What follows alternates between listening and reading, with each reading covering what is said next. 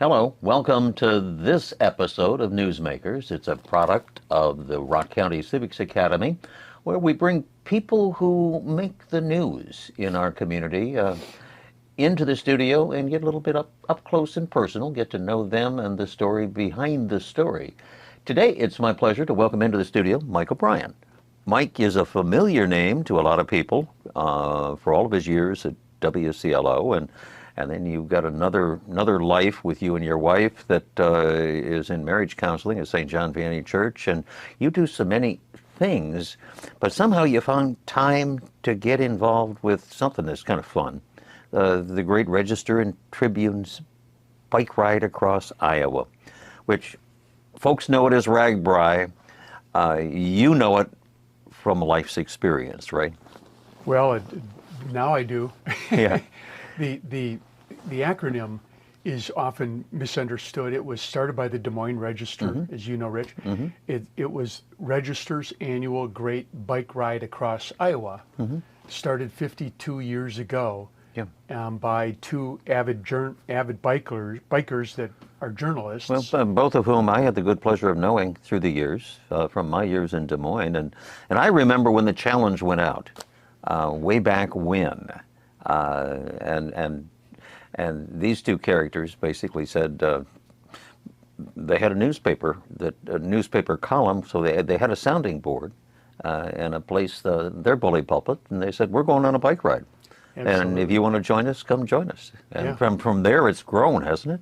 It has. When you buy ink by the barrel, you can have some influence. And they wrote some rather interesting articles. And what I read about it was that a few hundred members of the public joined them on the ride, and they wrote about their adventure, and it burgeoned from there and continued to grow year after year, and to the point where now it's swelled to over 20,000 bikers. I was going to say, it's now probably right up there with one of the largest organized bike rides anywhere in the world. In the world. Yeah. And it all started in humble beginnings in Des Moines, Iowa, with John Karras and Donald Call, both of whom were huge institutional columnists and sports writers with the Des Moines Register. Yeah, well, I give them a lot of credit for continuing this event and making it grow. 2 years ago, I was not a part of this until this year, but my understanding is they had somewhere between 50 and 60,000 bikers for their 50th year. And I can't imagine being on those county roads with that many bikers. Well, and how it was designed, and it's true to its name, it is a great bicycle ride across the state of Iowa. In the beginning, you started on the Missouri River, somewhere in western Iowa, and you ended up on the Mississippi River, somewhere in eastern Iowa, and the goal was to be able to touch your toe in the water on both ends of the state, and if you were able to do that and survive the ride, 6 or 7 days on a bike, a bunch of miles every day, because it's a long haul, and the terrain is incredibly varied. If you were able to do that, you were joining a very exclusive club, and that club has gotten to be pretty darn large. What drove Mike OBrien from Janesville, Wisconsin, to say to himself one day, I want to go back to basics, and I want to go live in a pup tent and ride a bicycle for 7 days across some of the most unusual terrain that you're ever going to find? Great question, Rich. Truth is, I'm a broken down runner, and I can't run anymore. My wife and I used to run marathons, and our bones don't allow that anymore. So we both got into biking with hybrid bikes and road bikes, and this year I started to ramp up my miles, and she wanted to join me, of course, and I said, well, let's get an e-bike for you, and so she can bike at my pace and miles, whatever I need to do, right alongside me. She did that again today, and have a great time together, and it's great aerobic activity for her too. So to me, I'd just been contemplating a new adventure, and kind of a pilgrimage. I thought I need to do something difficult. And I reached out to a few friends and spoke with some local friends and as well as old friends from my hometown of Fond du Lac, and nobody was biking it now, and most of them said, "No, man, we're we're too old to be doing that now, or we're just not into it anymore. But we like to bike, but we're not going to stay in a pup tent every night and do that." And I thought, well, that's the way it was meant to be. This is my own pilgrimage, and I'm okay with quiet time. And So you went as a solo, I did. and that's an adventure in and of itself, because as a solo, you're teaming up with a whole lot of other people who all walks of life, and the ride has grown to the extent that it brings in people from around the globe. On top of that, you end up landing in a little town in Iowa every night, and you got to find your accommodations for the night. And you get exposed to everything from the Loess Hills in the west to little Switzerland in the east, and the flatlands in between. Exactly. So that part of it, our family camped a few times in my younger years, but I am not a great outdoorsman in that respect. My idea of roughing it is slow room service. So I had to adapt to that. I practiced in my backyard, threw up a little pup tent and a small mattress and a sleeping bag, and that was fine, Rich. But it rained almost every night, and once it poured with lightning and thunder, and eventually the ambient noise put me to sleep. But I think I got about 4 hours of sleep each night between the noise in the background and people getting up at 5 a.m. to start their day. So I got used to that. As a matter of fact, the best part of the day was really once I'm packed up and everything's on a truck, is getting on that bike and joining this parade of bikers leaving town together was really exhilarating.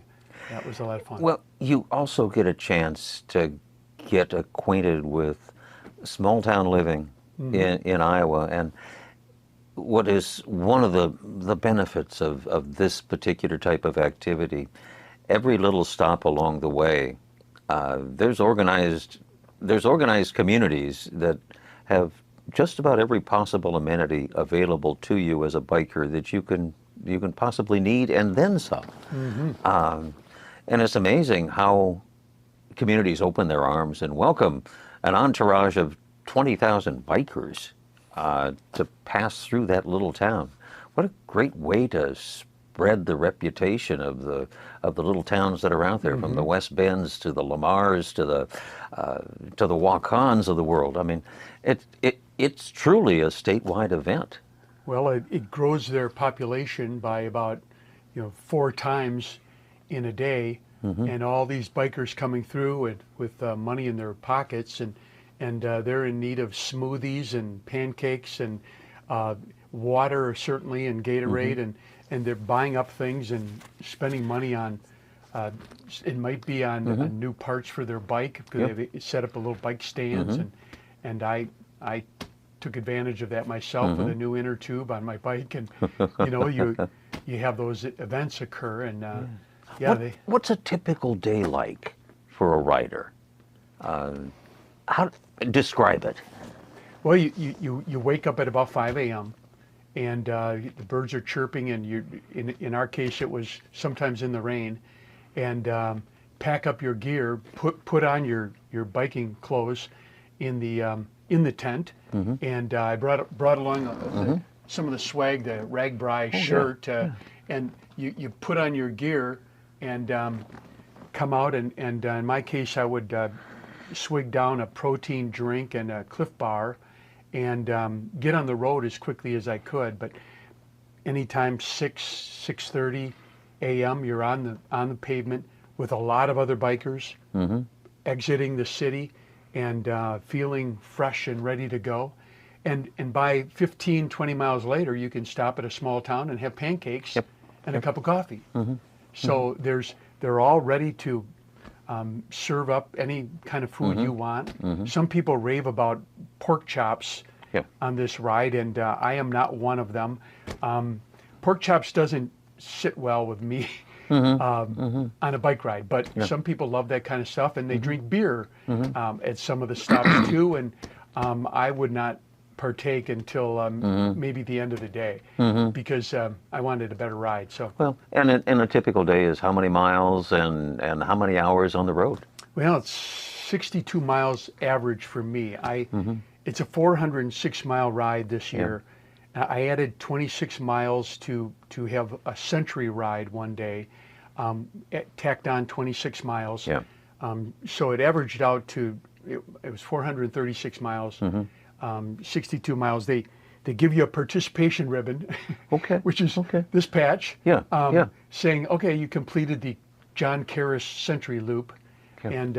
And it was, I just wanted to do it. I had never done a 100-mile ride in a day, and I thought, I feel pretty good. I think I'll make that happen. So Well, and the basic question, that extra 100-mile ride, the extra miles to get you there, the 36 or so, did they do that with the ease of the rider's comfort in mind, or did you do that in some of the hill country that Iowa does have? it was actually ideal. We were riding against the wind most of the way. Most of the 7 days was fighting an easterly wind, which was unusual, I was told. But with the Karras Loop, of course, you add another loop and then you get back on the main route with the other riders.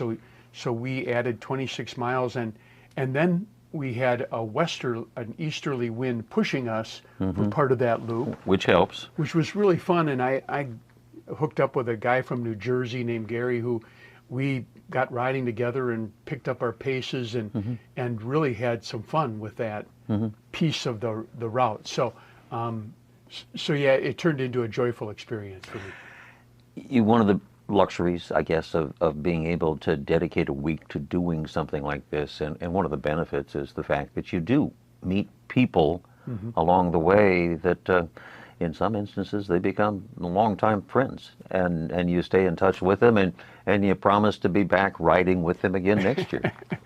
Yeah, I met an interesting guy from the Air Force. Now there's 139 Air Force bikers, some moving at fast paces, some not, and they're all act like state patrol. If you have a flat tire, they'll pull over. And I had that happen, and I had 2 Air Force guys pull over to assist me in swapping out a tire. And but one of the guys I met earlier, and he turned out to be a Top Gun flight pilot. Ah, okay. And he had the swagger. And he said something like, not a bad pace going uphill, old man. And we joked together a little bit, and he was of a similar age. Actually, I think a little older, but he wouldn't say his age. I said, well, okay, well, I'm approaching 69. How about you? And he said, well, Mike, to a mountain, I'm an infant.